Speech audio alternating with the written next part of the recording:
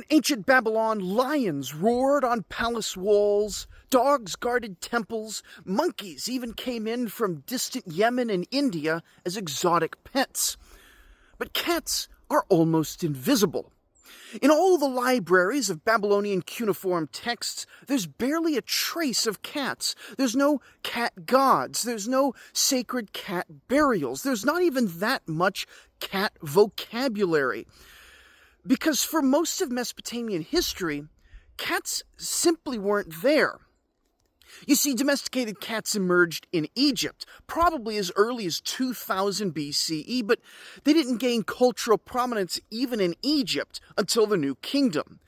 At that point, of course, they became sacred. Famously, they were embodiments of divinity, mummified, painted, and even worshipped, as well cats should be.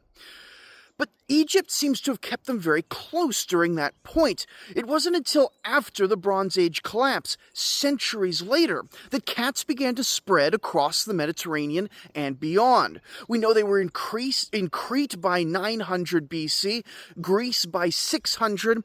In China, they got there from Egypt around 200 BCE.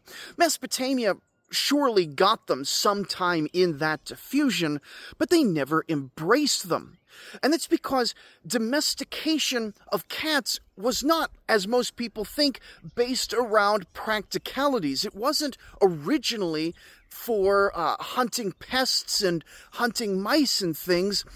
As far as we can tell, early domestication of domestic cats was more about symbolism and comfort and just the fact that Egyptian people really liked cats. Only later did they become pest control things. First, they were symbols of order and protection and divinity.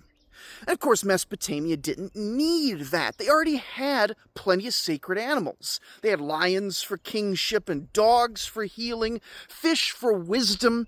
Culturally, they were kind of dog people. Gulas temples overflowed with dog figurines, and cats just didn't fit the cosmology.